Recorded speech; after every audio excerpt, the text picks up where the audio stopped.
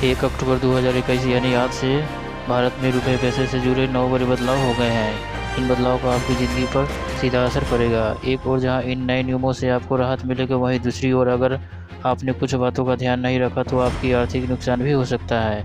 इन नियमों में बदलाव से आपकी जेब प्रभावित होगी। इसका प्रभाव आपके घर के बजट पर भी पड़ेगा, इसलिए इनके बारे में जानना आपके लिए बेहद आवश्यक है। नए नियमों के लागू होते ही आपके वित्तीय और बैंकिंग से जुड़े काम के तरीके भी बदल जाएंगे।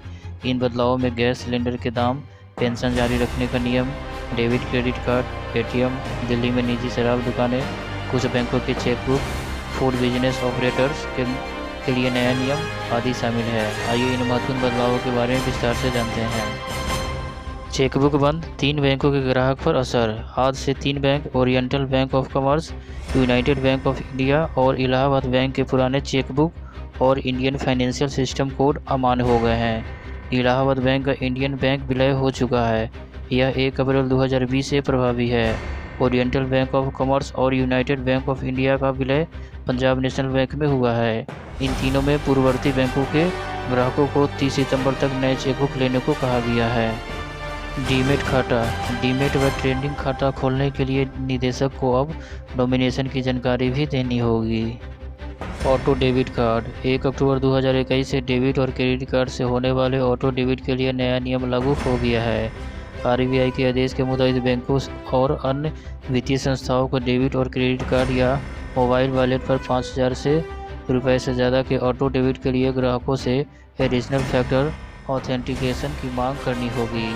इसके तहत डेबिट क्रेडिट कार्ड या मोबाइल वॉलेट से होने वाली ऑटो डेबिट तक नहीं होंगे जब तक ग्राहक अपनी मंजूरी ना दे। मंजूरी के लिए बैंकों या वित्तीय संस्थाओं को 24 घंटे पहले ग्राहकों के पास ऑटो डेबिट का मैसेज भेजना होगा। ऑटो डेबिट अगर सीधा बैंक खाते से होता है तो नया नियम का कोई प्रभाव नहीं पड़ेगा।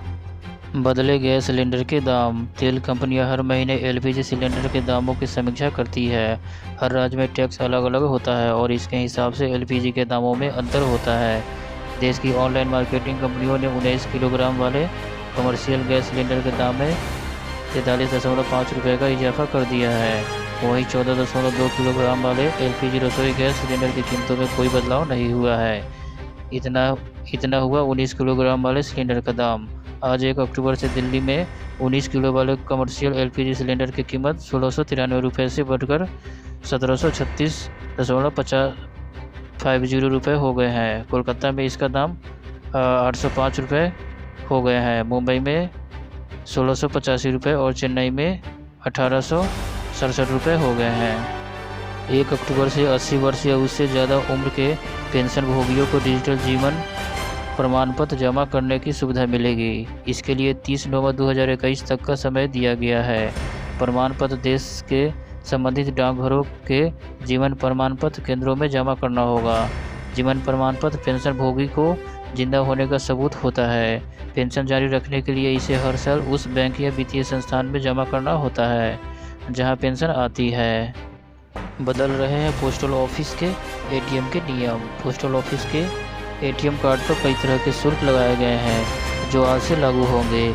1 महीने में एटीएम पर कितने वित्तीय और गैर वित्तीय लेन देन किए जा सकते हैं, इसमें भी बदलाव किया गया है। 1 अक्टूबर 2021 से एटीएम या डेबिट कार्ड का सालाना मेंटेनेंस चार्ज 125 रुपये होगा। इस पर जीएसटी भी लगेगा। यह शुल्क 30 सितंबर 2022 तक लागू रहेगा।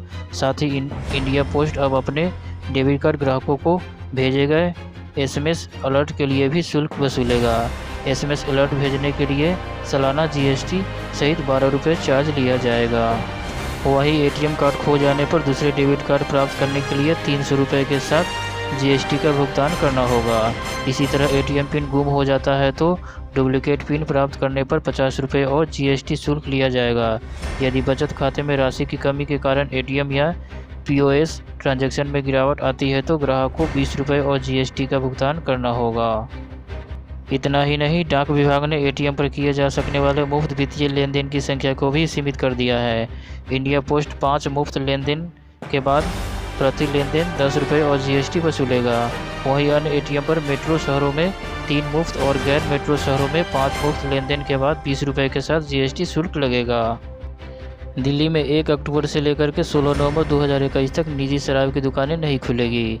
नया नियम केंद्र शासित प्रदेशों की एक्साइज नीति के तहत लागू होने जा रहा है। इस अवधि में सिर्फ सरकारी शराब की दुकानें ही खुली रहेगी। 17 नवंबर 2021 से निजी शराब की दुकानें फिर खुलने लगेगी।